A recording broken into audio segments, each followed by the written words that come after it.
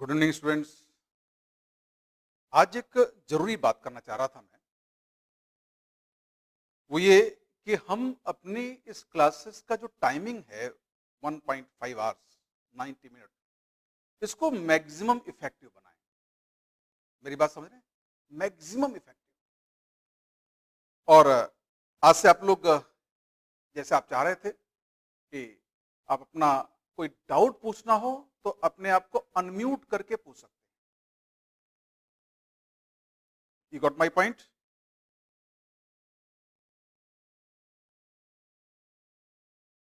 मेरी आवाज समझ में आई आपको? ओके। और दूसरी बात, ये जो आप क्लास अटेंड करते हैं, मैं चाहता हूं ये क्लास अटेंड करने के लिए आप इधर आप लैपटॉप, डेस्कटॉप या मोबाइल जो भी यूज कर रहे हैं, please keep it in front of a table on a stand. उसको हाथ में मत लें और sit on table chair with a notebook and pen. जैसे हम ऑफलाइन क्लास अटेंड करते हैं ना, बिल्कुल वैसे ही आप बैठे एंड अपना वीडियो भी ऑन करें।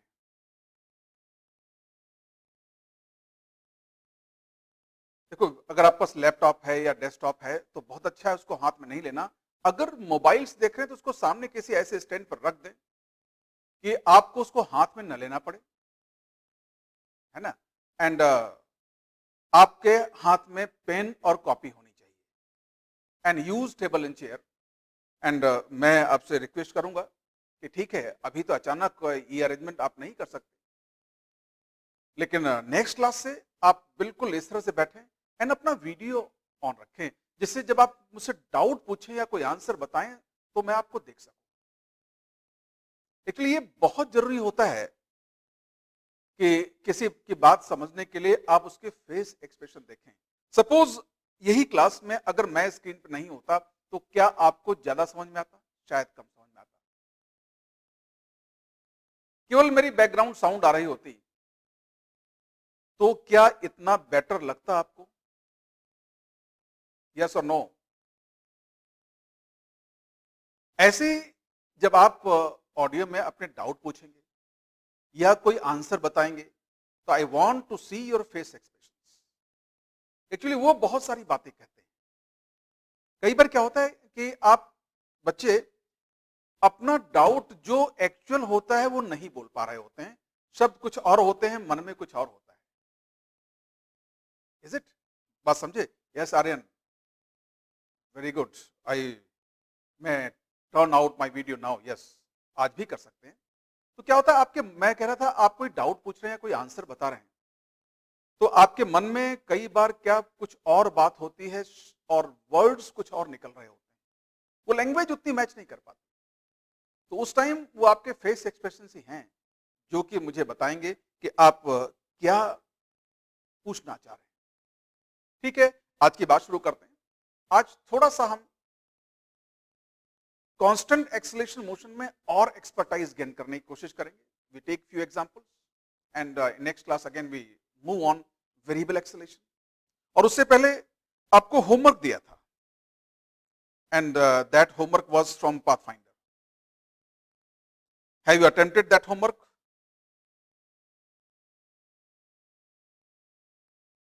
Only there were 3 question.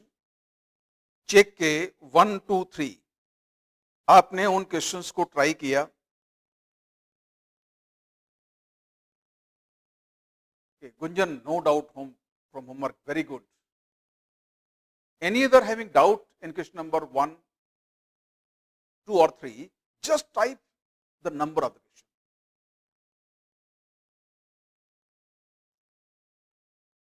Aryan 1 हो गया। Question number 2, I will try question number 2 and 3. Himanshu Yadav, second question. Again, आप देखिए, एक बात बता दूं इस क्वेश्चन को। जैसे आर्यन ने एक अपना जवाब लिखा, I will try 2 and 3 again. तो क्यों ना हम इस चीज को रेस्पेक्ट करें। एक्चुअली आप में से कोई भी अगर और एफर्ट डालना चाहेगा तो हम हमेशा उसका रेस्पेक्ट करूंगा। इन प्रॉब्लम्स की सॉल्यूशन मैं बता दूं उससे आपको इतना गेन नहीं होगा जितना कि आप इन प्रॉब्लम्स पे कितना स्ट्रगल करते हैं। और एक बात और बता दूं, नेक्स्ट क्लास में, ठीक है, आर्यन ने टाइम मांगा है, एक दिन और ट्राई करेंगे, तो मैं एक दिन इसको पोस्टपोन करता हूं सबके लिए भी। लेकिन जब नेक्स्ट क्लास में मैं इन क्वेश्चंस को डिस्कस करूंगा तो आप देखिए केवल एक ही बात निकल के आएगी कि जो पूरा प्रोसेस है उसमें कौन सी इवेंट कब कहां कैसे हुई। अगर वो सारी इवेंट्स जो भी इंपॉर्टेंट हैं सॉल्यूशन के लिए वो आपने विजुलाइज कर ली और उनको प्रॉपर मैथमेटिकल क्वांटिटीज देके, फिर क्या होता है, उनको रिलेवेंट क्वांटिटीज देकर उन पे इक्वेशन बनानी होती है। बस इतना ही हर क्वेश्चन में करना होता है। और हमारी मैक्सिमम डिफिकल्टी जानते हो कहां होती है, हम करेक्ट इक्वेशन नहीं बनाते। देखो जहां तक करेक्ट इक्वेशन बन गई तो मैथमेटिक्स सॉल्व करने में आप बहुत फास्ट हैं एंड उसमें मुझे कुछ सोचना ही नहीं, बट दिक्कत कहां होती है, इक्वेशन बनाने में। तो अगेन आप पहले दूसरे तीसरे तीनों प्रॉब्लम्स में जो भी प्रोसेस हो रहा है, उस कौन सी इवेंट कब हो रही है, किसके बाद क्या हो रहा है, कैसे हो रहा है, पहले उसको विजुलाइज करने की कोशिश करिए, सॉल्व करने की कोशिश करिए ही मत। जब आपको पूरा दिख जाए, अरे ये ऐसे हुआ इस प्रॉब्लम में, देन स्टार्ट सॉल्विंग। आप देखिए एक क्लिक में सॉल्यूशन मिलेगा आपको। इतना विजुलाइज करने के बाद जो इक्वेशन हमें जरूरत होती है ना, हम वही लिखते हैं कि Adrika sir, since I joined the batch late, so sir, can you please keep the discussion for all the questions before the yesterday homework? I will try. पहले तो अभी हम चेक के 1, 2, 3 क्वेश्चन की बात करें। कांस्टेंट स्पीड क्वेश्चन है Adrika, don't worry.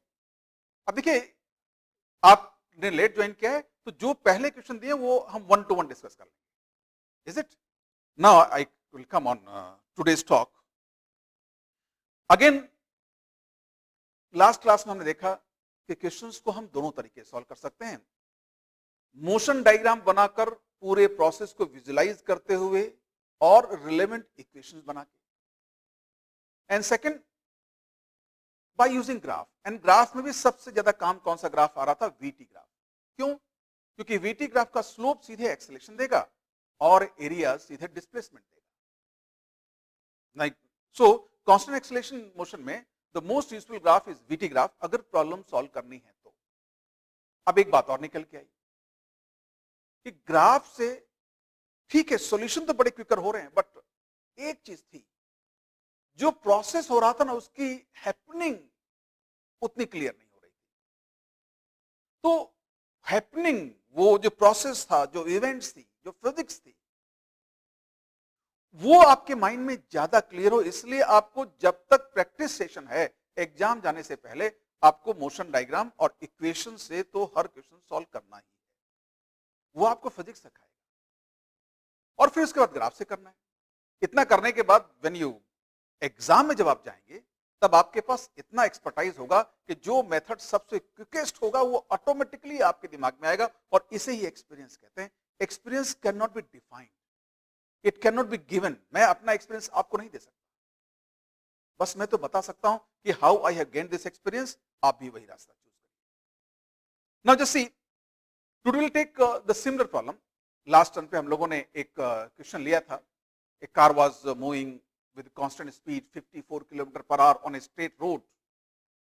Suddenly 400 metre ahead of him he notices a stone on the road. He applies brakes immediately. Retardation दिया था and we have solve. But यहां एक खास बात है, अब देखिए हम कोई भी चीज नोटिस करते हैं और उसके रिलेवेंट एक्शन लेते हैं, इन दोनों चीजों में एक टाइम लैग होता है। जैसे ड्राइवर ने सामने स्टोन देखा, उसको देखने के बाद उसके माइंड में प्रोसेस लगा चला होगा ना, मुझे ब्रेक लगाना है। फिर वो ब्रेक लगाने के लिए ब्रेक लगाने का कमांड उनके पैरों पर माइंड ने दिया होगा और पैरों की मसल्स मूव की होंगी और ब्रेक दबा होगा, तब जाके ब्रेक लगा होगा ना। इट मीन स्टोन को देखना और ब्रेक का इफेक्टिव होना, उस बीच में there is a time gap, and this time gap depends on reflex of the driver. Reflex means हम किसी चीज को देख के कितना जल्दी रिएक्ट करते हैं, दैट इज रिफ्लेक्स. एंड ये जो रिफ्लेक्स टाइम है that is also called as reaction time. Got the idea? So now just we take similar situation. Now a car, we consider a car moving on a road and with a constant speed, say 90 km per hour, and he suddenly notices a child.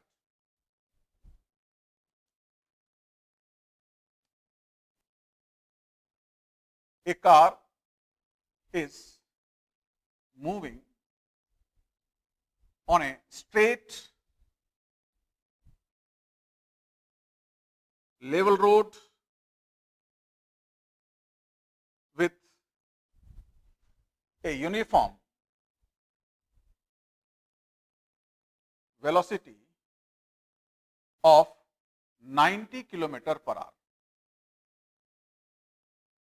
He suddenly notices a child. The driver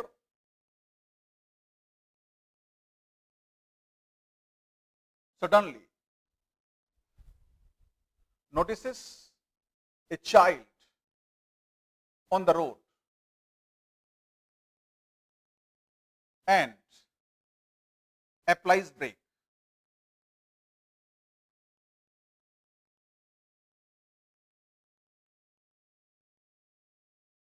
Now just see, जो brake से retardation produce होता है that is maximum 50/7 metre per second square. Retardation produced by the brakes is 50/7 metre per second square. And जब driver ने बच्चे को देखा उस टाइम वो बच्चा 50 मीटर दूर था. And the child was 50 meter away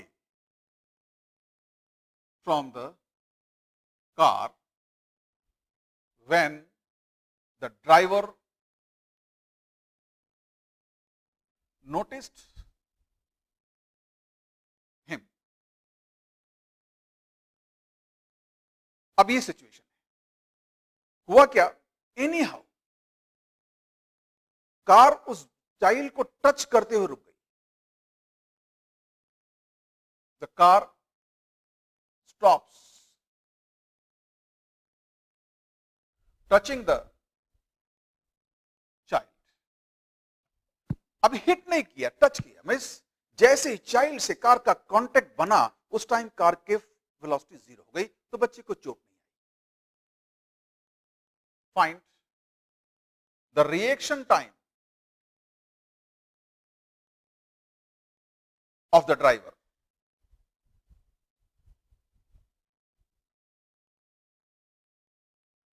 Now this is the question. Just I want one thing to know. आप में से जहां तक मैं समझता हूं सब लोग इस रिएक्शन टाइम के आइडिया से फैमिलियर होंगे. आर यू फैमिलियर और नॉट?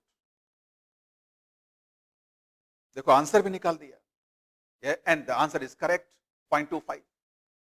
सो मैं इस क्वेश्चन को, जब आप सब लोग फैमिलियर हैं, just to have this variety, मैंने ये क्वेश्चन स्टार्टिंग में लिया क्योंकि कल भी मैंने कहा था, हमेशा कहूंगा, I start my discussion from very simple things what you know, so that उस सिंपल चीज को करते करते कम से कम उतने टाइम में आपका अटेंशन क्लास में बढ़ जाए. So now this question we can do by both the methods. One is using motion diagram and equation and second one is graph. तो जैसे मैंने कहा पहले हम मोशन डायग्राम से लेंगे क्योंकि मोशन डायग्राम का जो अप्रोच है वो हमें एक्चुअल फिजिक्स सिखाता है. तो मेथड 1, से here is the road and suppose here was the car. अब देखिए यहां कार एंड चाइल्ड सबको हम पॉइंट पार्टिकल माने. कार को एक स्ट्रक्चर बनाने में टाइम मत वेस्ट करें क्योंकि जरूरत नहीं है. And it is moving here with what velocity? 90 km per hour we can convert into meter per second because this is given in MKS system और SI। तो 90 किलोमीटर पर आवर अगर उसको मीटर पर सेकंड में convert करेंगे, how much you get? 25 metre per second, क्योंकि इसको 18/5 से 5/18 से मल्टीप्लाई करना होगा। 25, this is velocity u, and ये t इक्वल टू 0 पर उसने चाइल्ड को देखा, and suppose child was here and this distance was how much? 50 metre. Car को यहां आके रुकना है, मीन्स अब रिएक्शन टाइम का मतलब ड्राइवर ने कार बच्ची को देखा और ब्रेक लगाए, ब्रेक इफेक्टिव हुए, मतलब रिटार्डेशन प्रोड्यूस हुआ और बच्ची को देखना, उसके बीच का गैप। और मतलब उस टाइम तक तो ब्रेक लगे ही नहीं, मीन्स उतने टाइम तक कार अपनी उसी 25 मीटर पर सेकंड वेलोसिटी से चलती रही। It means I can call this, and suppose this I can call t is equal to t reaction. यहां तक कार की वेलोसिटी वही रही, कितना? 25। Then the car stops here, here velocity will become 0। अब देखिए हमारे पास बात क्या आई, ये डिस्टेंस हम सीधे कैलकुलेट कर सकते हैं यहां से। व्हाट? ये टाइम इंटरवल है TR and velocity here is 25। So brake के इफेक्टिव होने तक का जो कार का डिस्टेंस ट्रेवल हुआ या डिस्प्लेसमेंट हुआ, that is 25 into TR। This we can write very direct, very straightforward, and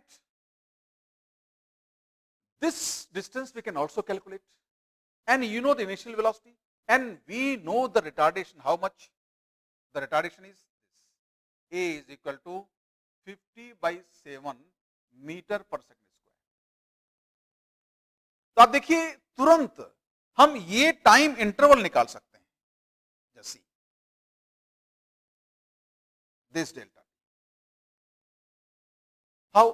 first equation, initial velocity मालूम है, फाइनल वेलोसिटी 0, रिटार्डेशन मालूम है, so this delta T will be what? This velocity upon this acceleration, is it?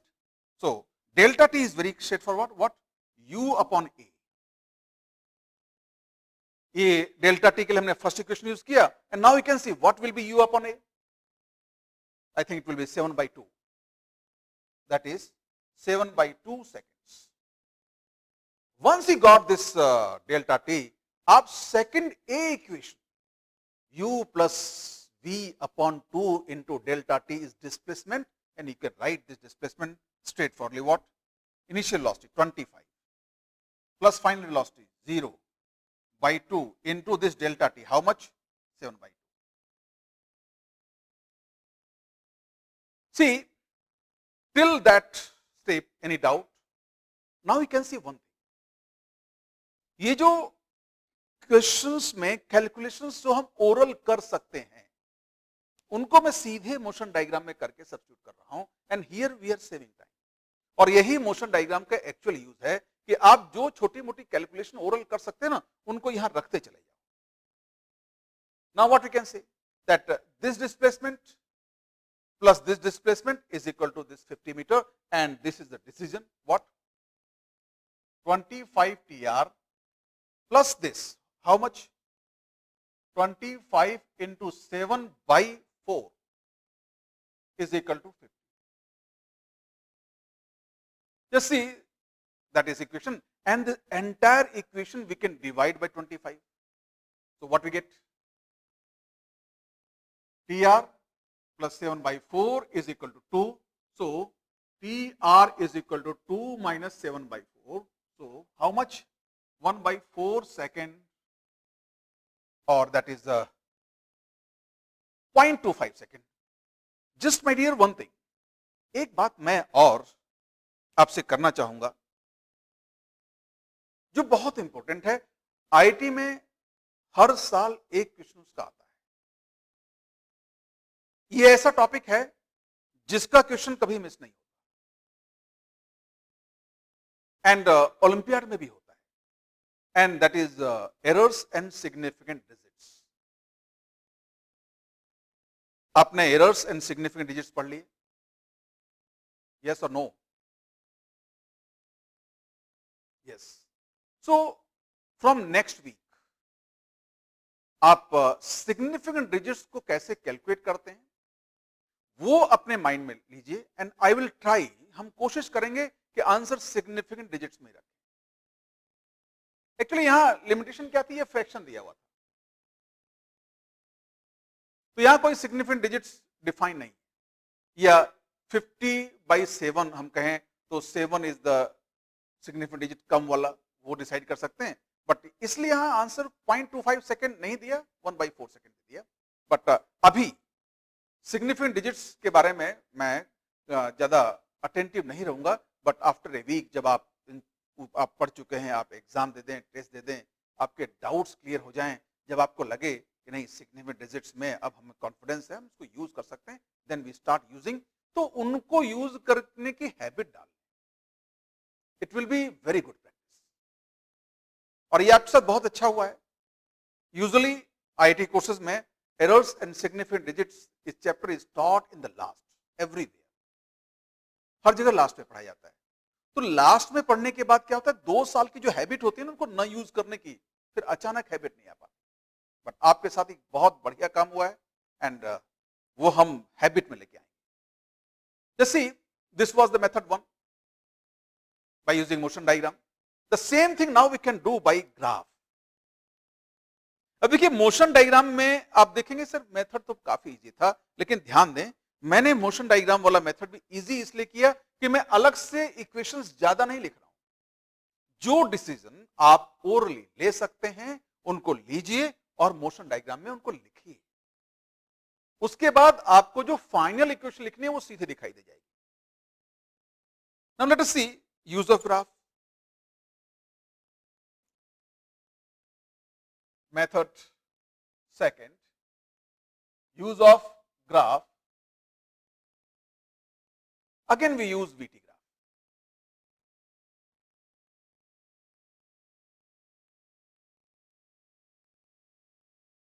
Say time t and here velocity v. तो अब देखिए reaction time मैंने मान लिया this is time 0 and this is T R. T R तक तो break effective हुआ ही नहीं, तो जो कार की स्पीड रही होगी कितनी, 25 मीटर पर सेकेंड, वो इसी 25 मीटर पर सेकेंड से कार चलती रही। टी आर के बाद ब्रेक अपनी मैक्सिमम कैपेसिटी पे इफेक्टिव हो गए, तो कार का यूनिफॉर्म डिसेलेरेशन हुआ, so the graph will B a straight line with negative slope and here velocity will be 0. Is it? Now we can show here also that is this time interval is what? TR and this time interval is delta t जो हमने motion diagram में assume किया। Its slope A is what? -50/7. अगर ये slope मालूम है तो आप सीधे ये आप देखिए मिस ये tan थीटा आपको मालूम 50/7 tan थीटा की वैल्यू होगी। अगर ये थीटा ले लें आपको ये मालूम है, आप बेस फाइंड कर सकते हैं and that will be again 25 upon this, so what will be that is 7/2 seconds. अब देखिए वही कैलकुलेशन हमें यहां करनी पड़ी। मैं आपको एक बड़ी अच्छी बात बताऊंगा बाद में, पैरेलल एग्जैक्ट वही कैलकुलेशन करनी पड़ रही है। And what now what we do, we take this entire area,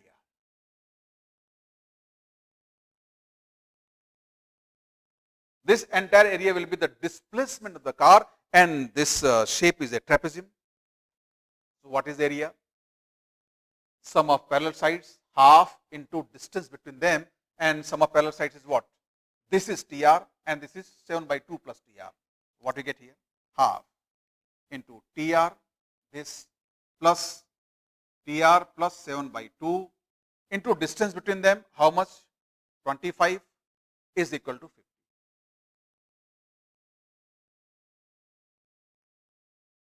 So you got the idea? Now just simplify it. What you get? ये 2 से from 50, 25, 2 time cancel, it will become 4. So what you get here? 2TR plus 7/2 is equal to 4. Again we get the same thing. What? TR plus 7/4 is equal to 2. I think the same equation, dr is equal to 2 minus 7 by 4. Now you got the idea?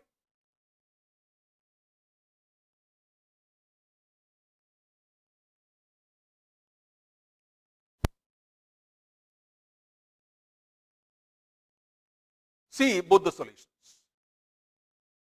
आप यहां पे ये नहीं कह पाएंगे कि विच way is better, graph वाला method better है या मोशन डायग्राम का।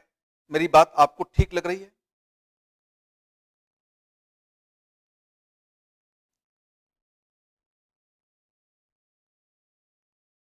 यस। तो अब देखिए ये सबसे इंपॉर्टेंट बात है कि कहां से डिफरेंस होना शुरू होगा कि कहां ग्राफ का मेथड बेटर हो, कहां बेसिकली इक्वेशन वाला। एक्चुअली जहां भी मोशन डायग्राम में आप इक्वेशन 2a यूज कर पाएंगे, मेरी बात ध्यान दें, 2a v naught plus v by 2 into delta T is displacement. अगर आपने वो यूज कर लिया तो मोशन डायग्राम का मेथड और या इक्वेशन वाला method will be as simple as graph. मैंने इसलिए कहा था इक्वेशन 2a बहुत काम की। अभी ग्राफ में सिंपलिसिटी कहां मिल रही है? वो इक्वेशन 2a ही तो यूज हो रही है। एक्चुअली अगर आप देखें ये एरिया और ये एरिया क्या होगा, this velocity plus this velocity by 2 into this. तो जहां भी आप मोशन डायग्राम में इक्वेशन 2a कौन सा याद आया form, x minus x naught is equal to v naught plus v by 2 into delta t. ये अगर आप यूज कर लेंगे तो मोशन डायग्राम या इक्वेशन वाला मेथड भी काफी सिंपल हो जाएगा। नहीं गॉट द आइडिया? देखिए ये बहुत अच्छा और सिंपल क्वेश्चन था, मैं इसमें बहुत ज्यादा टाइम नहीं स्पेंड करना चाहता। Raise it and take the next question. Now we consider a stone that is dropped from top of a tower, और वो स्टोन नीचे गिर रहा है और उस बिल्डिंग में या टावर में कहीं बीच में एक विंडो है और उस विंडो की हाइट मीन्स ओपनिंग की हाइट 3 मीटर है। तो the question is a stone dropped from the top of a building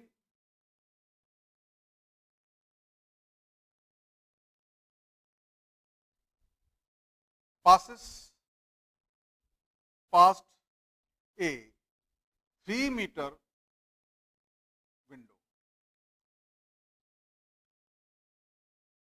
and ये विंडो पास करने में वो स्टोन 0.5 सेकेंड लेता है। हियर 3 मीटर इज वर्टिकल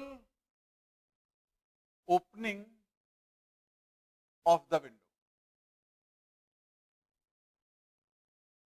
बहुत बड़ी विंडो है, 3 मीटर जनरली आपको लगेगा ऐसी विंडो तो नहीं होती, बट कई घरों में होती है बहुत बड़ी विंडो। ये 3 मीटर उस विंडो की वर्टिकल ओपनिंग है and the stone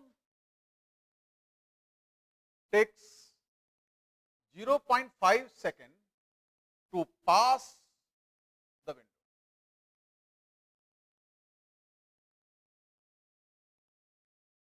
this is situation. अब देखिए बात हो चुकी थी एक्सेलरेशन ड्यू टू ग्रेविटी, जब तक मैं ना मेंशन करूं उसको आप 10 लें। We to find 2 things. Part A,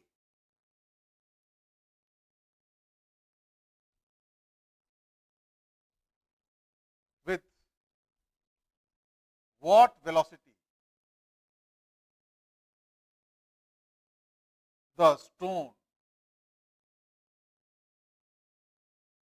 passes top of the window.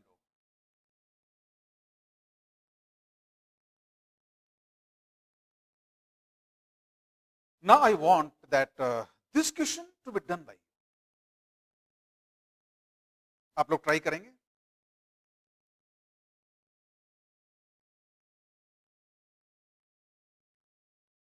velocity is how much? 3.5 meter per second. Very good. So one answer has come. Artika.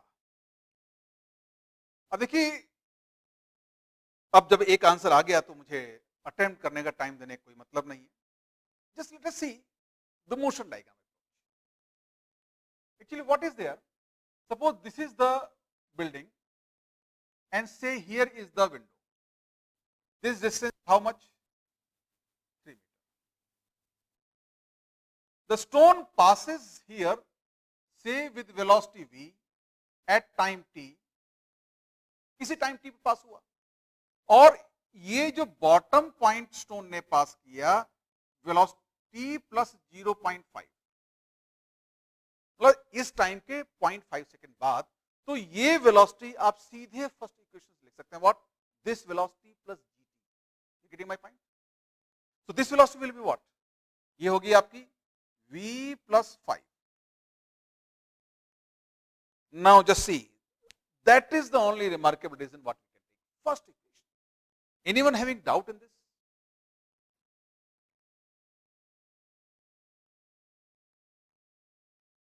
No. Now I'll use second A equation. What? This velocity plus this velocity by 2 into this time interval is equal to 3 meters. So what we have? V plus V plus 5 by 2 into 0.5 is equal to how much? 3. अब देखिए, क्या equation लिखे बिना मैं सीधे value रखूं, इसमें कोई डाउट तो नहीं हो रहा है आपको? Now you can solve. What we get? जैसे हियर, इसको सॉल्व करने पे what we will gate?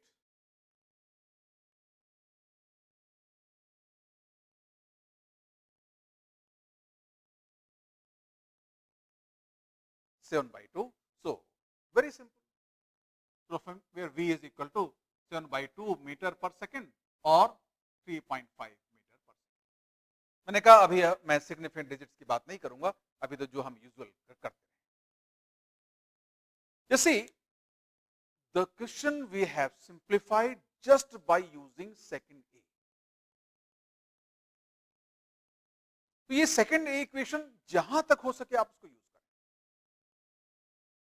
Any doubt? अब देखिए, इसमें और भी बहुत सारी बातें पूछ सकते हैं कि विंडो का टॉप से बिल्डिंग का टॉप कितना ऊपर था.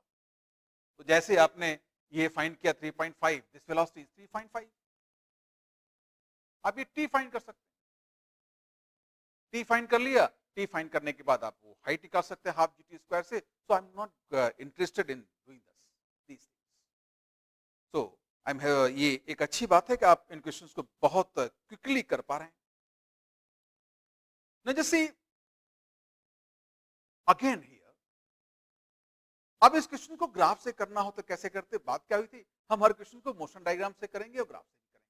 फिर मैं आपको एक बात बता दूं, जिस क्वेश्चन में आपने सेकंड ए इक्वेशन यूज कर पाए, उस क्वेश्चन में ग्राफ का मेथड कोई ज्यादा सिंपलिसिटी नहीं देगा. और लेकिन ग्राफ का मेथड ठीक है, इसमें लगता है ज्यादा सिंपलिसिटी नहीं देगा, तो भी मैं इसलिए कह रहा हूं कि हमें वो मेथड सीखना है. We have to be expert in that.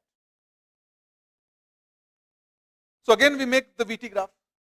अगर ग्राफ की बात करेंगे, so what we make? VT graph. Time t and velocity v. When the stone was dropped, its velocity is 0. तो हम डाउनवर्ड डायरेक्शन को ही पॉजिटिव मान लें. So this graph will be like that.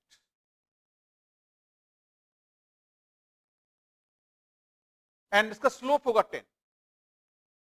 The slope is 10. अब देखिए, हमें एक ऐसा फाइंड करना है, just I take here a time t and here a time what?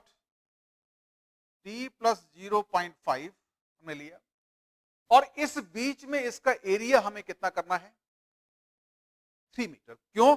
इस टाइम इंटरवल में स्टोन का डिस्प्लेसमेंट विंडो की ओपनिंग की हाइट के बराबर हुआ, तो दिस एरिया विल बी. अब देखिए, ट्रेपेजियम एरिया फाइंड करने के लिए आपको दोनों चीजें कैलकुलेट करनी पड़ेंगी. एक तो height of this side and height of this side, and it is very simple. Height of this side is 10t. Is it? And height of this side.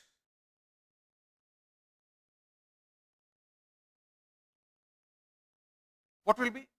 इसको 10 से मल्टीप्लाई कर दिया, so it will be 10t plus 5. अब देखिए यहां जब मैं ये एरिया इज इक्वल डिस्प्लेसमेंट लिखूंगा तो एक्चुअली कौन सी इक्वेशन यूज हो रही है? हमारी इक्वेशन सेकंड ए ही यूज हो रही है. अब देखिए ये वेलोसिटी v थी, v, तो ये क्या होगा? v plus 5. हमने ये कौन सी वेलोसिटी थी? जिस वेलोसिटी से वो टॉप को पार कर रहा है उसको हमने v अज्यूम कर लिया. तो t निकालना नहीं है तो हम t में क्यों पढ़े? इसको भी थे v प्लस 5. अब देखिए you will get the same equation. See the area v plus 5, v plus 5 by 2 into distance between them, how much? Into 0.5 is equal to 3. अब देखिए बिल्कुल same equation.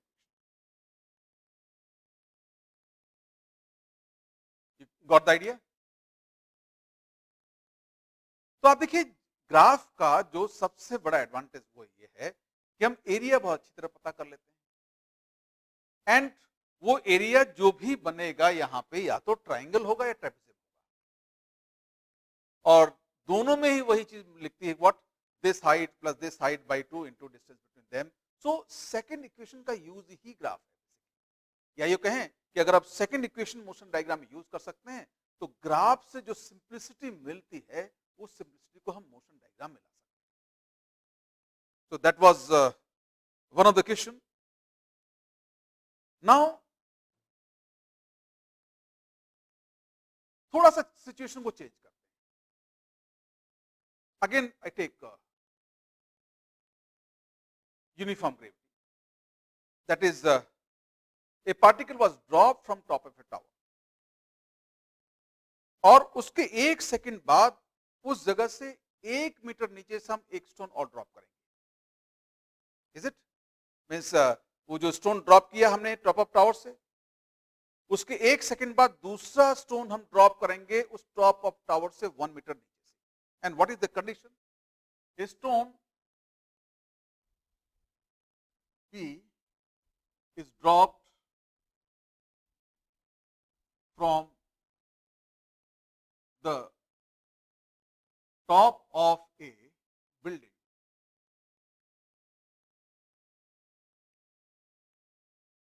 under stone Q.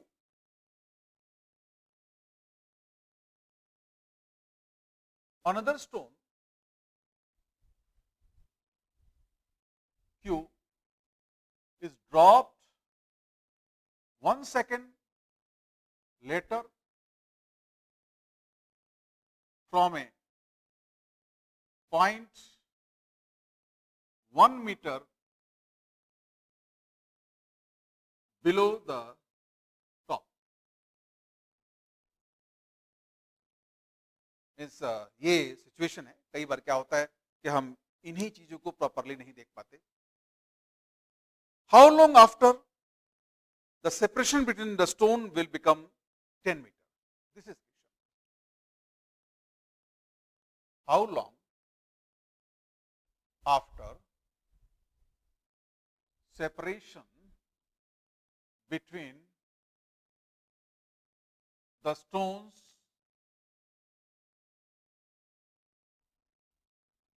will be 10 meter?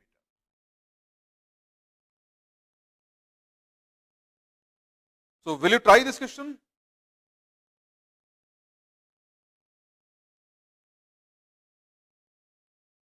Yes, बिल्कुल ये होना चाहिए. तो आप लोग ट्राई करके आंसर बताएं.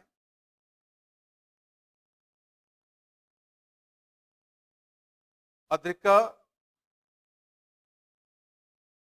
आपका answer 0.6 second. Yes, sir.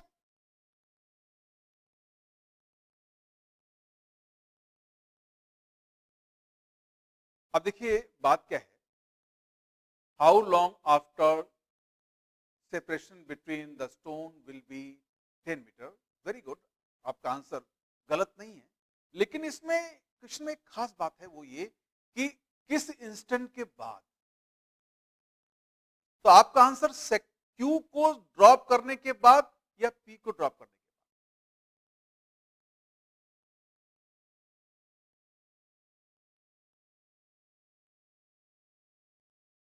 Yes, after dropping Adrika, not P, it is Q.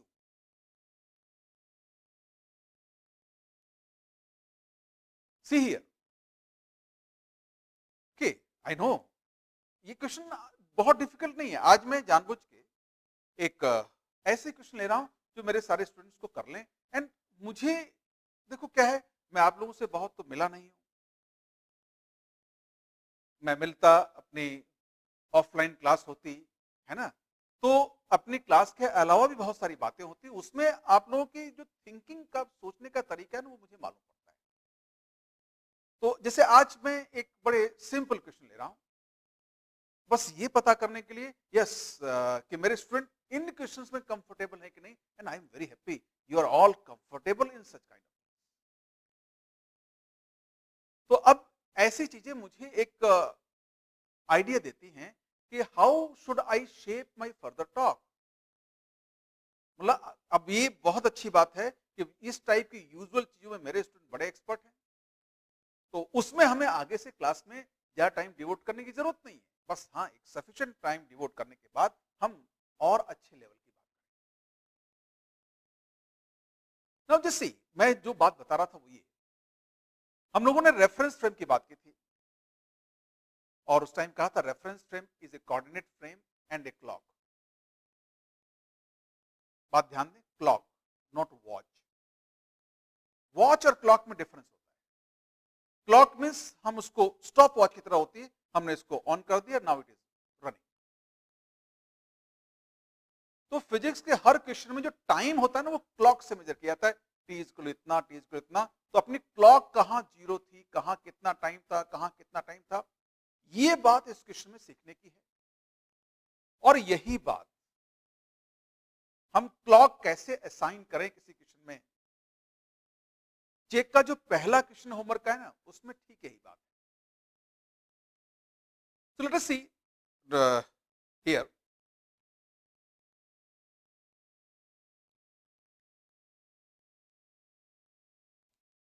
That is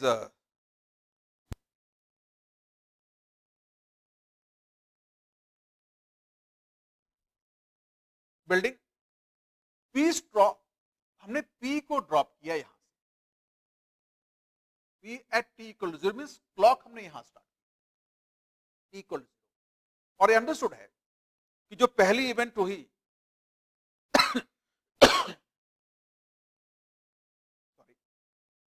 अब इसमें 0.6 सेकंड की बजाय 1.6 इज मोर एप्रोप्रिएट आंसर। 0.6 किया वो भी सही किया, क्योंकि यहाँ क्लॉक हमने T इक्वल टू 0 मिनट्स पहली इवेंट हुई, वही क्लॉक स्टार्ट कर, तो टाइम मेजरमेंट उस क्लॉक के हिसाब से,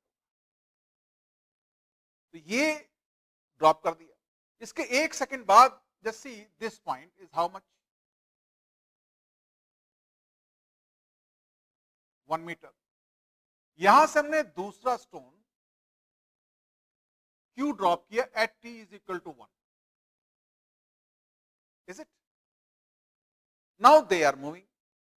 अब देखिए आपने कहा इनिशियल सेपरेशन 4, मैं इनिशियल सेपरेशन की जरूरत नहीं, मैं क्यों कैलकुलेट करूं?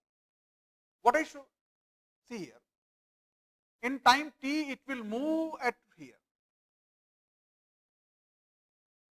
P will be here, and in time at till time t the Q will be here.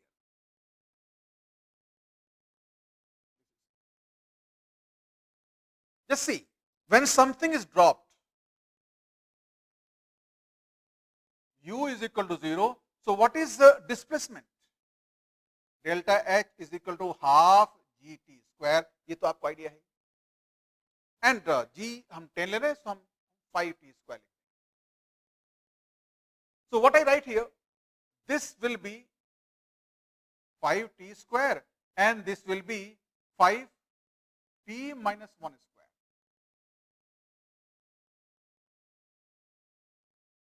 आप इस बात को समझ पा रहे हैं? And this separation is 10 metre.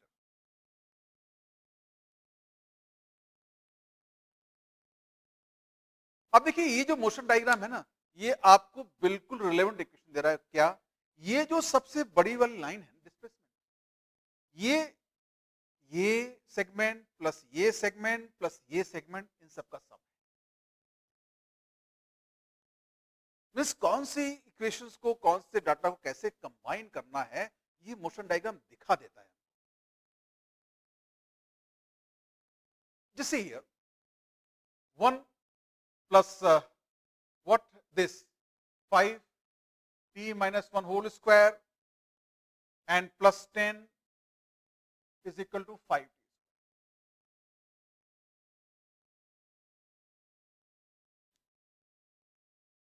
Adhika, yes, sir, I use relative.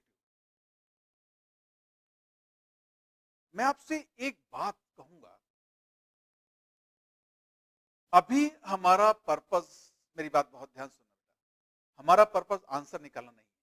हमारा पर्पस है जो मेथड हमारे सामने आ रहे हैं उनमें एक्सपर्टाइज देना। एंड दैट आई नो, आप लोगों ने 9th क्लास में इस टाइप चीजें की हुई है ना। रिलेटिव मोशन पढ़ा, आप रिलेटिव मोशन यूज कर सकते हैं, बट थोड़ा सा रुकिए। जब हम रिलेटिव मोशन में एंटर करेंगे ना, तो आपको उसका एक बहुत दूसरा एस्पेक्ट नजर आएगा। एक्चुअली रिलेटिव मोशन यूज कर लेना, मेरी बात समझ रहे हैं? ये आप उन्हीं क्वेश्चन में कर सकते हैं अभी जिस टाइप के क्वेश्चन आपने देख रखे हैं कि हाँ इसमें रिलेटिव यूज कर सकते हैं। बट रिलेटिव मोशन का रियल यूज जानते हो क्या है? उन क्वेश्चन में कर लेना जिसमें कोई इंडिकेशन नहीं लग रहा और रिलेटिव मोशन यूज करना है। अगर आप अभी से उन चीजों को यूज करते रहेंगे तो वो चीज जो मैं रिलेटिव मोशन सिखाना चाह रहा हूं आप नहीं सीख पाएंगे। Actually purpose of relative motion is not solving problem using relative motion formula. Relative motion का पर्पस है हम डिफरेंट फ्रेम्स कैसे यूज कर सकते हैं रेफरेंस, और किसी भी प्रॉब्लम को सॉल्व करने के लिए हम वो रेफरेंस फ्रेम चूज कर सके जिसमें सॉल्यूशन सिंपलर हो। अर्थ की मेरी बात समझ? This is purpose of relative motion, just to select the most appropriate reference frame. And now मुझे तो लग रहा है मेरा ग्राउंड फ्रेम ही सबसे बढ़िया है, then why should I use reference frames of something else. अधिक मैं आपको प्रॉमिस कर रहा हूं, जिस दिन मैं रिलेटिव मोशन शुरू करूंगा ना, आपको इस चीज का एहसास होगा कि हम रिलेटिव मोशन के फॉर्मूले यूज करके कितनी बड़ी चीज खो रहे हैं।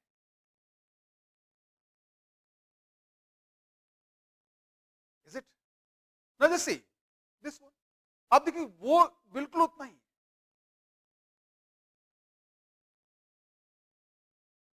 So you'll solve this equation, you'll find t is equal to 1.6 seconds. Any doubt in this? So by solving this, you'll get t is equal to 1.6 second. One thing. अब देखिए बात हुई, ये तो मोशन डायग्राम का method था। Then graph वाले method में क्या होता उसको भी ट्राई कर ले। देखो हर क्वेश्चन मैं दोनों मेथड से लूंगा। आप ये मत सोचें कि ये हो गया, आप करने की जरूरत नहीं है। और आप जब अपना होमवर्क प्रैक्टिस करें पाथफाइंडर के अलावा, मैं वो होमवर्क आपको नेक्स्ट क्लास से देना शुरू कर दूंगा, है ना। जो आप अपने कोचिंग के मॉड्यूल वगैरह हैं वो आपको कुछ आप मॉड्यूल मिल चुका है आपको काइनेमेटिक्स का।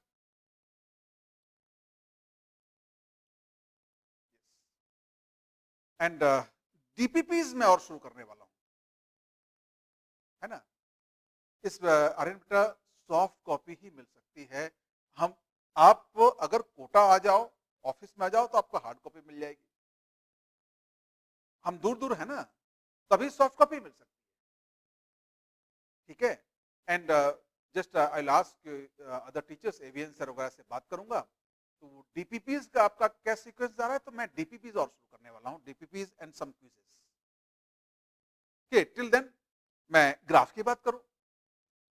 दिस इज ग्राफ में again we draw VT graph, और वीटी ग्राफ में देखो क्या है, सारे पार्टिकल्स नीचे ही जा रहे हैं तो डाउनवर्ड डायरेक्शन पॉजिटिव ले लें, तो ये टाइम टी और ये वी, एंड P का ग्राफ ऐसा होगा, it will start from 0,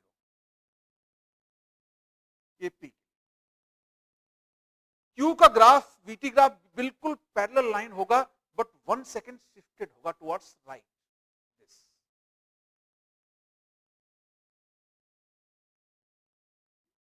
And this time interval is how much? 1 second. Is it? अब देखिए हमें क्या करना है, कोई टाइम चूज करना है। Suppose I take this time,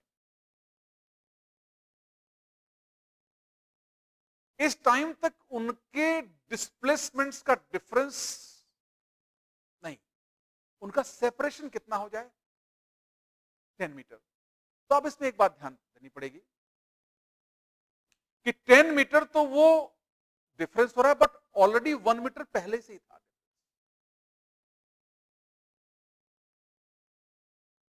so this area,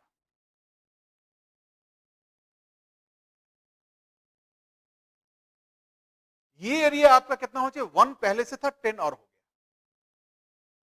तो let me right this area. ये एरिया क्या होगा, बड़े ट्राइंगल का एरिया माइनस छोटे ट्राइंगल का area. What is bigger triangle, you can see, yes, this is what, 10t, and how much this is, 10t minus 1. So just write the area of the bigger triangle, what, half into this into this. So half into 10t into t, minus smaller triangle, half into 10t minus 1, and base is say t minus 1 is equal to 11, and I think this equation and this is the same equation.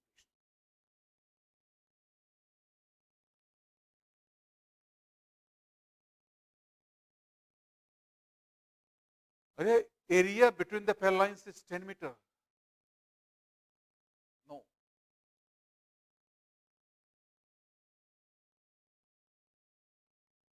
Yes, Piyush, offline शुरू होगी, जरूर आएंगे, मैं भी आऊंगा। Aryan, still again it is not 10 meter square, it is, यही तो बात है। अभी ग्राफ यूज करने में आप बोलेंगे ग्राफ इजी रहता है, यहां ग्राफ ये डिसीजन लेना बहुत मुश्किल है, ये 11 होगा। मैं दो बातों पे आता हूं, this is very important thing to write here 11, ये सोचना है। और दूसरी बात आर्यन, शायद हम लोगों ने वेरी फर्स्ट क्लास या सेकंड क्लास शायद या थर्ड क्लास में कुछ कैलकुलस की बात की, वहां एरिया के बारे में बताया था, याद आ रहा है Aryan? I was not there, please see the lecture, वो मेरे लिए बहुत जरूरी है, दे आर वेरी फंडामेंटल। अब देखिए मेरी बात ध्यान देना कि मैं ज्यादा मेथड्स में नहीं जाता, मुझे फंडामेंटल से बहुत ज्यादा मतलब है। जैसे अधिका ने बोला मेरे रिलेटिव से किया, मैंने रोक दिया अधिका को, बेटा अभी हमारा मतलब है जो चीज सीख रहे हैं उसको सीखो, जब रिलेटिव मोशन में आएंगे तो उसको उस लेवल तक सीखेंगे कि आप सोच नहीं सकते। एरिया ग्राफ का it is not a surface area कि आप उसको मीटर स्क्वायर बोलें, it is a mathematical number, और वो कोई फिजिकल क्वांटिटी होती है। तो यहां एरिया की यूनिट मीटर ही होगी, डिस्प्लेसमेंट। ठीक, अब देखिए यहां क्या था, मेरी बात सब लोग बड़े ध्यान से सुनना और सही सही आंसर बिल्कुल मन से देना। ये डिफरेंस लेके यहां ये लिखना लेफ्ट हैंड साइड में किसी को दिक्कत होगी? Anyone will face difficulty in writing left hand side? No. But right hand side?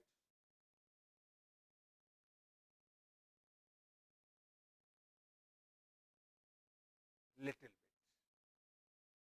क्योंकि यहां हमें सीधे ब्लाइंडली इस डायग्राम को नहीं देखना। Is it? ये तो 10 मीटर हो रहा है, लेकिन 1 मीटर पहले से था।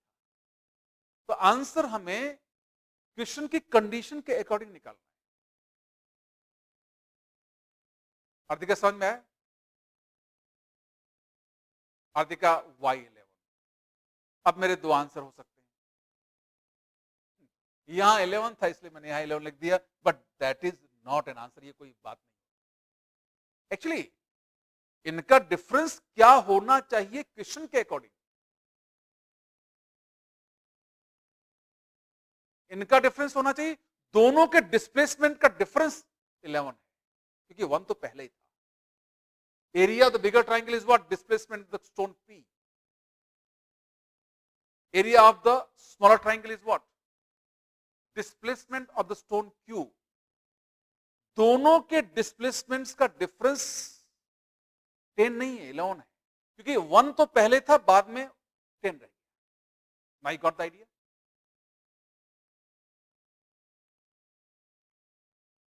Any doubt?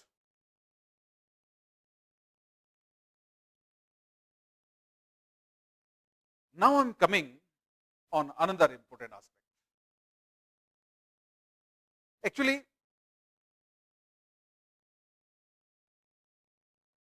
अर्दिका, जैसे आपने कहा मैंने रिलेटिव मोशन यूज किया, मैंने आपसे सजेस्ट किया कि रिलेटिव मोशन मत यूज करें. इसका मतलब ये नहीं है कि आप आगे की चीज जानते हैं उसको यूज करने से मैं मना कर रहा हूं.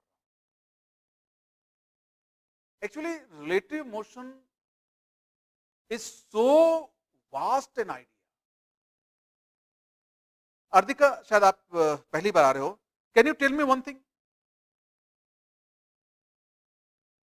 ये जो रिलेटिव मोशन आप पढ़ते हैं, रिलेटिविटी, इसके बेसिक प्रिंसिपल्स क्या है?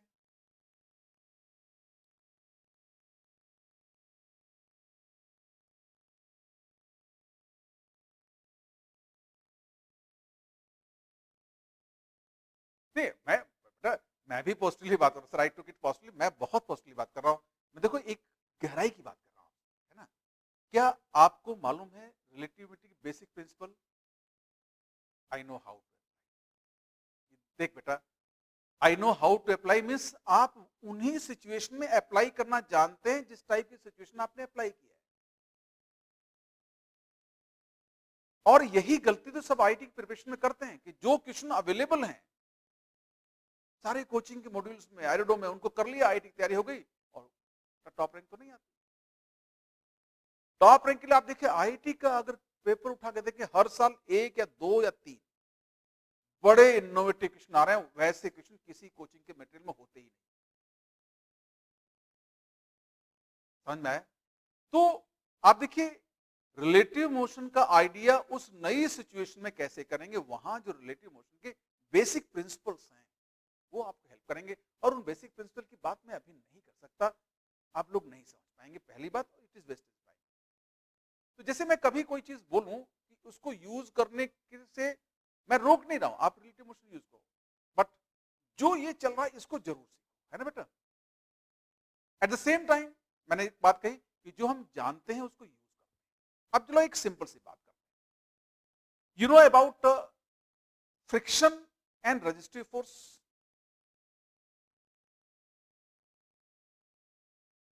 Friction I know but not resistive force.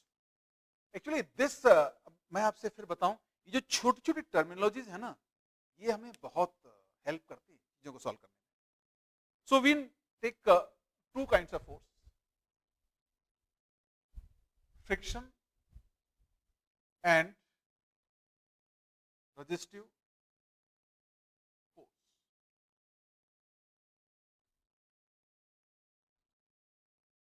Actually दोनों ही फोर्सेस जो है मोशन का अपोज करते हैं. दोनों ही फोर्सेस मोशन का अपोज करती हैं. बट एक सिंपल डिफरेंस बताऊं. सपोज एक काम करते हैं, you can see this pain in my hand, है ना? ये आप देख रहे होंगे. अब देखिए इस पेन पर अभी मेरा हाथ बिल्कुल हॉरिजॉन्टल है ना? तो क्या पेन पर कोई फ्रिक्शन लग रहा होगा? Just let me know. No. लेकिन मैं इस हाथ को थोड़ा सा तिरछा करता हूं, लेकिन ये पेन चल नहीं रहा है, तो अभी इस पेन को नीचे फिसलने से कौन सा फोर्स रोक रहा है? फ्रिक्शन. मतलब फ्रिक्शन आप जानते. अब देखिए फ्रिक्शन लगने के लिए उस बॉडी की स्लिपिंग होना, चलना जरूरी नहीं था. चलना जरूरी था नहीं. बट रेजिस्टिव फोर्स फ्रिक्शन जैसा ही फोर्स है, लेकिन इसके लिए चलना जरूरी होता है। Got the idea? और ये हमेशा कैसे लगेगा? एक फ्लूइड से लगेगा, जैसे आप हवा में हाथ चलाओ, air drag. Yes, very good Aryan. And और इसमें एक खास बात ये होगी कि ये जिस बॉडी पर रजिस्ट्री फोर्स हम कर रहे हैं, उस बॉडी की फ्लूइड के रेस्पेक्ट में क्या वेलोसिटी है, उस पर डिपेंड करेगा,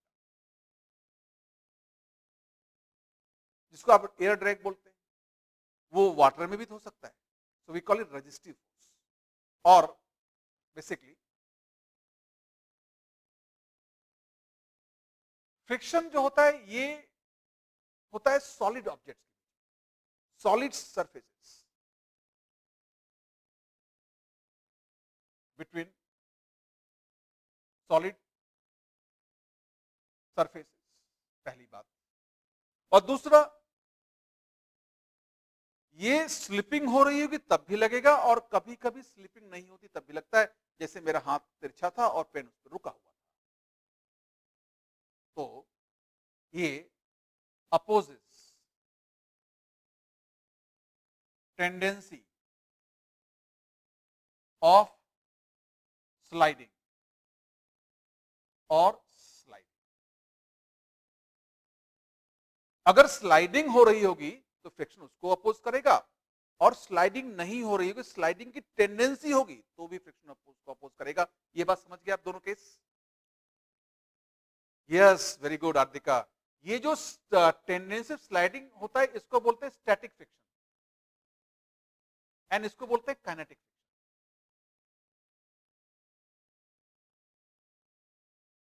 एंड दिस ये आइडिया था हमें पहले से मालूम। अब आते हैं हम रजिस्ट्री फोर्स पर।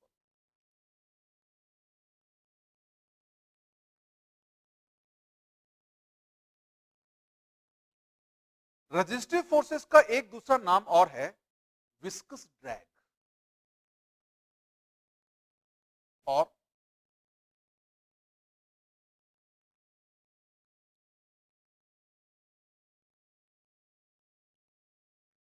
विस्कस ड्रैग, एक और नाम। अब एयर में होगा तो कई बार इसको एयर ड्रैग बोल देते हैं, बट ड्रैग आ गया।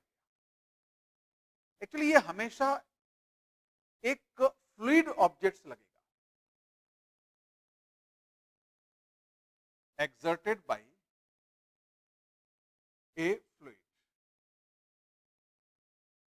ये भी बड़ी कॉमन सेंस की बात है, बट जिस इंपॉर्टेंट बात में आ रहा हूं वो ये तभी लगेगा जब जिस बॉडी पे इस फोर्स को लगना है उसमें और फ्लूइड के बीच में रिलेटिव मोशन हो, नहीं तो नहीं लगेगा।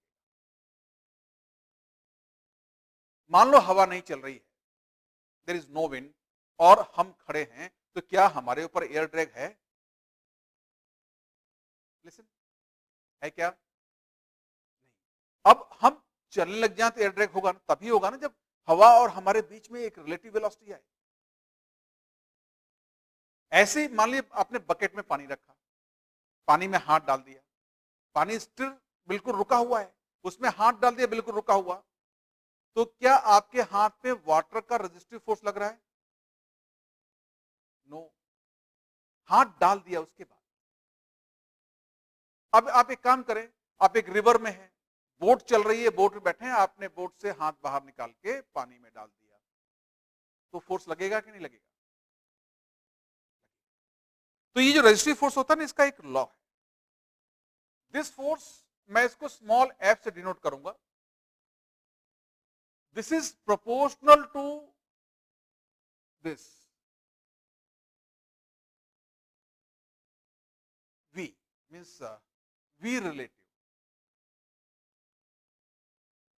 ये जिस ऑब्जेक्ट पर लग रहा होता है उसका फ्लूइड के रेस्पेक्ट में जो वेलोसिटी होती है उसके nth पावर, चलो v रिलेटिव हटाते हैं, मैं ये n की वैल्यू कुछ भी हो सकती है।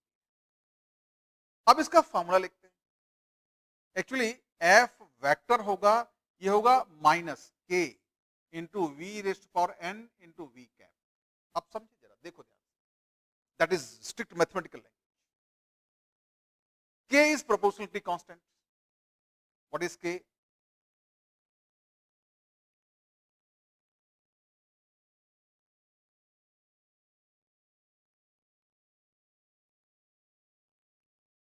and v is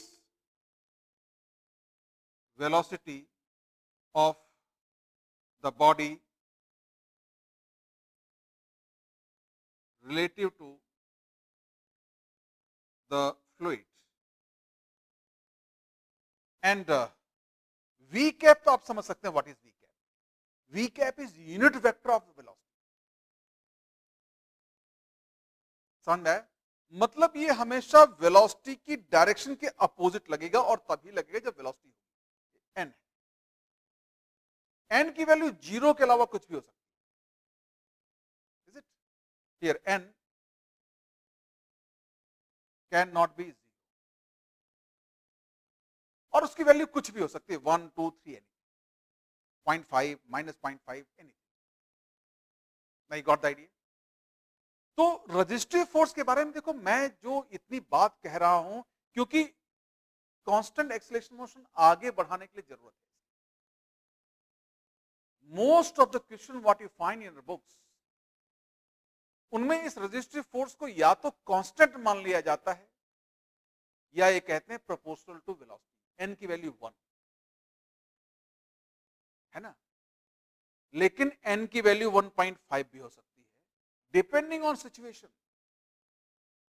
तो अगर आपने हैबिट डाल दी कि एन की वैल्यू 1 होती है, वी के प्रोपोर्शनल होता है, और आपने मान लो एग्जाम तक पहुंचते पहुंचते ऐसे आपने 60 क्वेश्चन कर लिए और एग्जाम वाला क्वेश्चन जो है उसमें ये लेना ही नहीं था, तो आप हैबिचुअली वो चीज ले जाएंगे. इसलिए पहले मैंने आपको वार्न कर दिया होता है एन की वैल्यू जीरो नहीं होगी, कुछ भी होगी, बट यूजुअली क्वेश्चंस में इसको 1 ले लिया जाता है. क्या लिया था? 1. ठीक. लेकिन अब देखो क्या है कि मैंने कहा जीरो नहीं होगी प्रैक्टिकली, बट इसको हम जीरो प्रैक्टिकली कभी जीरो नहीं होगी. N is not equal. लेकिन हम किसी क्वेश्चन में कैसे मॉडल करेंगे, सिंपल मॉडल करने के लिए कभी कभी एन जीरो भी ले लेते हैं,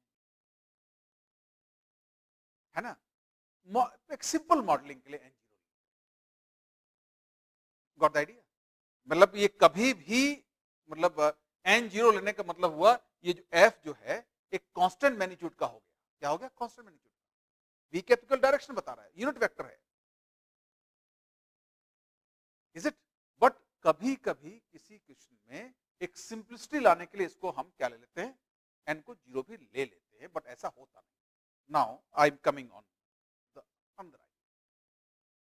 अभी देखिए फ्रिक्शन फोर्स और रजिस्ट्री फोर्स दोनों जब तक लगते रहेंगे तब तक बॉडी की काइनेटिक एनर्जी कम करते रहेंगे या नहीं, ये आप अपनी प्रीवियस नॉलेज से कह सकते हैं.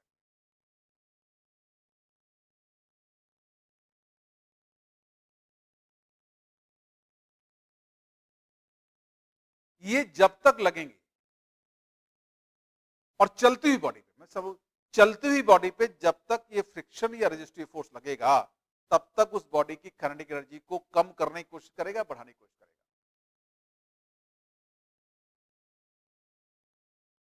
आयुष, एक आंसर मैं नाम पढ़ना भूल गया, नॉट हमेशा नहीं.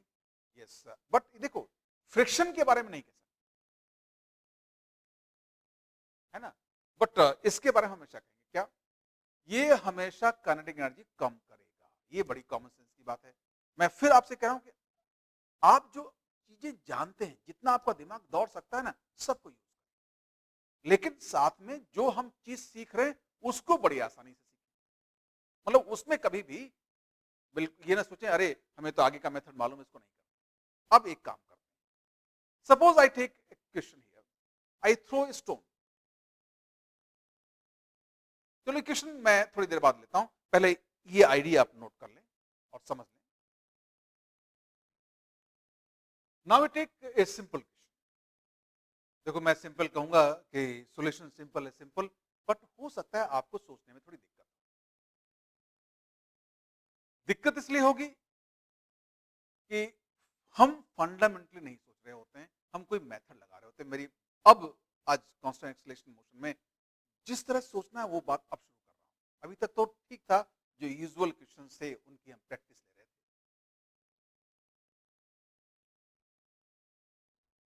A ball is thrown vertically upwards and then caught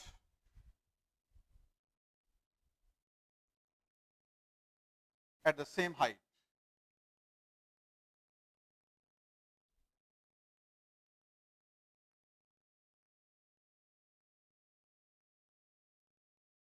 If we account the air resistance taking into account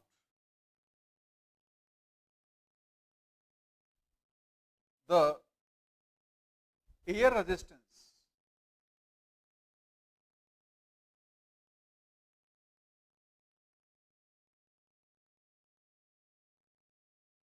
mark the correct statement.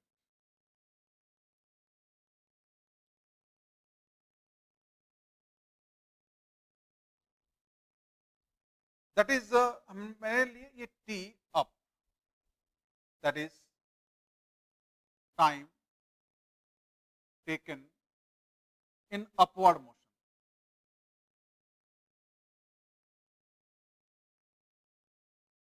And T down, time taken in downward motion.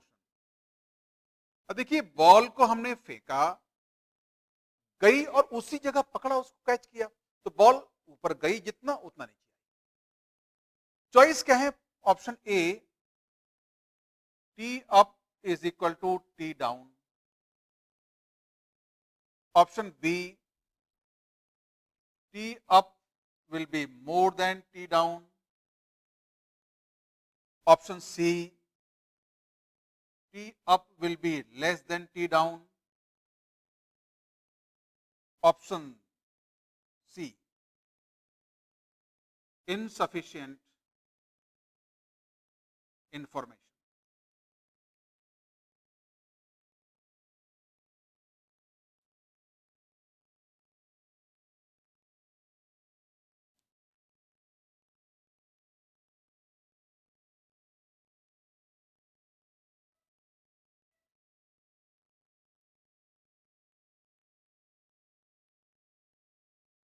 तो शायद मैंने सी और सी लिख दिया.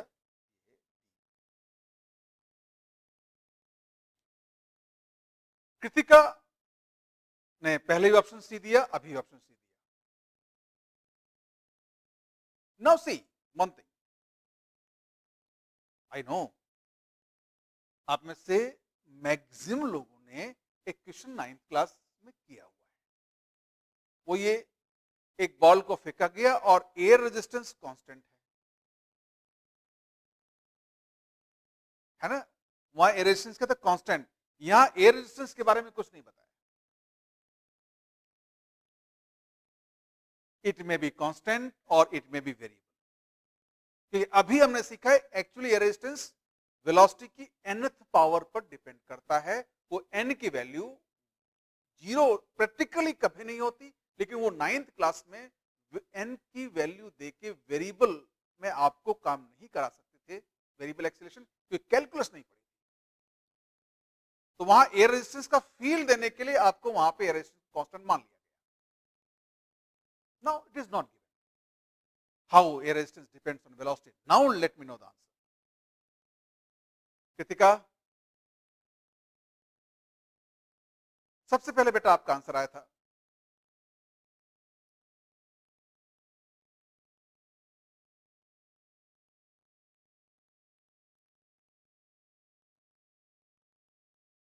क्योंकि देखो बात क्या होगी कि अभी हम चीजों को कम जानते हैं तो डाउट कम होता है. जब ज्यादा सीख लेते हैं ना तो ऐसे क्वेश्चन परेशान करते हैं, और यहां परेशानी नहीं.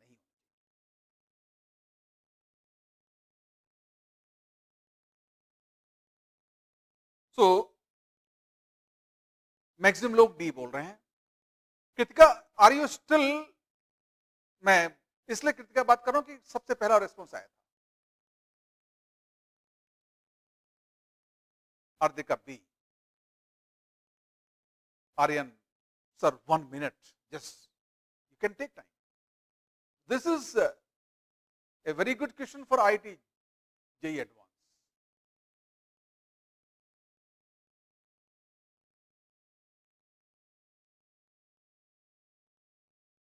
पहली चीज, एयर रेजिस्टेंस का लॉ नहीं दिया है तो आप कोई कैलकुलेशन नहीं कर सकते। ना तो ये दिया है एयर रेजिस्टेंस कांस्टेंट है, ना ये दिया है एयर रेजिस्टेंस वेलोसिटी के प्रोपोर्शनल है, या ना ये दिया है एयर रेजिस्टेंस वेलोसिटी के स्क्वायर के प्रोपोर्शनल है।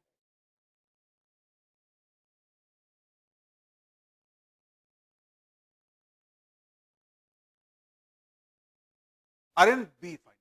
चलो मैं आंसर नहीं बताता, मैं आपको एक आइडिया देता हूं, है ना। मैं एक इक्वेशन लिखता हूं, इक्वेशन 2a। मैंने कहा था बड़ी रिमार्केबल इक्वेशन, और इसी को हम यूज नहीं करते। मैं कैलकुलेशन नहीं कर रहा हूं, बस I am writing question. What is displacement?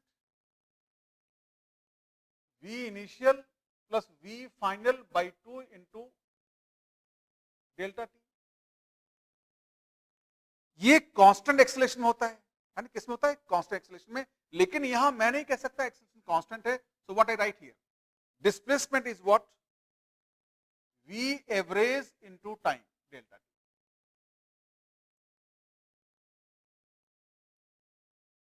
Any difficulty here?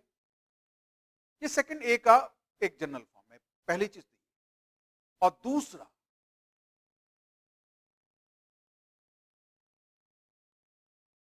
Resistive force continuously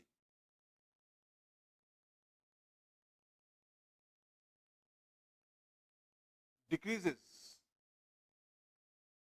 kinetic energy in this case. इस केस में yes, now the answer will be C.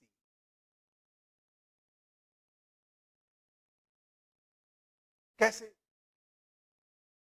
लगातार काइनेटिक एनर्जी कम हो रही, मतलब स्पीड कम हो रही है ना।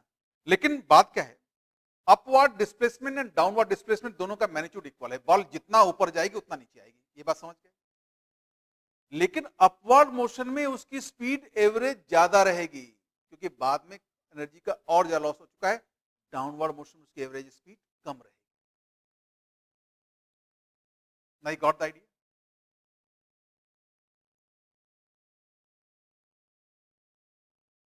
सो जैसे आपने, मैं नाम नहीं पढ़ पाया कि लॉजिक से, so this question was set only by applying concepts और logic.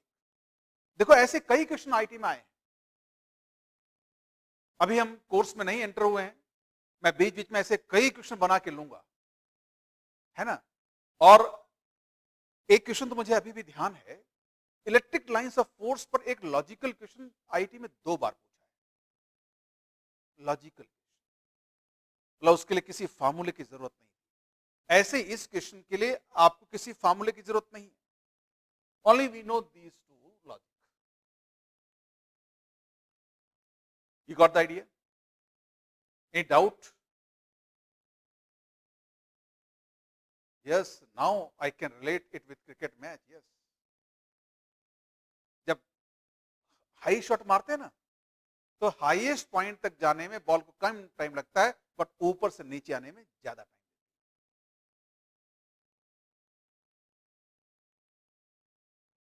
So this idea is clear. Now I'll take here very simple mathematical calculation. अब देखो मैंने क्या कहा कि n की वैल्यू कभी 0 नहीं होगी, बट हम क्वेश्चंस में n की वैल्यू 0 ले लेते हैं। क्यों? ये क्वेश्चन 9th क्लास में पहली बार कराया था, तो वहां पे वेरिएबल एक्सेलरेशन तो ट्रीट कर नहीं सकते थे, कैलकुलस पढ़ी नहीं थी, बट एयर रेजिस्टेंस का आइडिया देना था, तो ये कह दिया एयर रेजिस्टेंस कांस्टेंट। अच्छा आर्दिका, सर मैं विजुलाइज नहीं कर पा रहा हूं। देखो बेटा, ये जो एयर रेजिस्टेंस है, बॉल ऊपर जाएगी तब भी नीचे ही लग रहा है ना, तो उसमें फ्रिक्शन से एनर्जी लॉस हो रही कि नहीं हो रही है?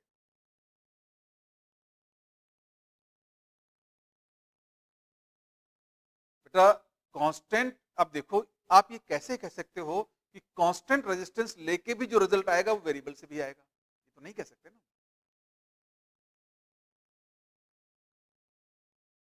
तो अगर जनरल कंडीशन पूछिए तो जनरल कंडीशन लेके ही रिजल्ट निकालना पड़ेगा। अच्छा बेटा एक बार बताओ, कैन यू सेव, अपने सच्चे मन से कि कांस्टेंट रिजल्ट एक्सेलेरेशन लेके जो रिजल्ट निकालोगे क्या वेरिएबल में भी वही होगा? नहीं कह सकते। तो क्या काम करेंगे? जनरल। अब देखो सर मैं विजुलाइज नहीं कर पाऊं, लिसन कोई दिक्कत नहीं, मुझे जो अगला क्वेश्चन लेना था मैं अगली क्लास में लूंगा, कोई बात नहीं। बट इस जो चीज शुरू करें समझिए। आप जरा सोचो, किसी चीज की लगातार काइनेटिक एनर्जी कम हो रही है ना, तो उसने कुछ डिस्टेंस ट्रेवल किया, तो पहले हाफ डिस्टेंस में उसकी काइनेटिक मतलब उसकी एवरेज वेलोसिटी ज्यादा होगी और नेक्स्ट हाफ में कम होगी कि नहीं होगी?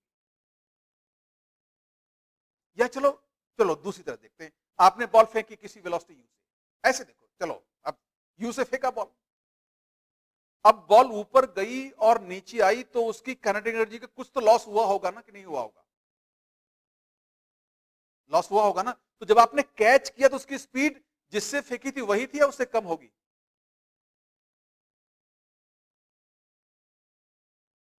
लेस होगी।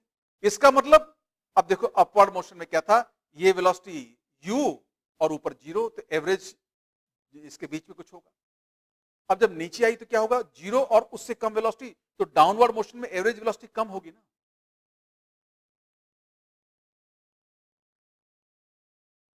अब समझ में आया?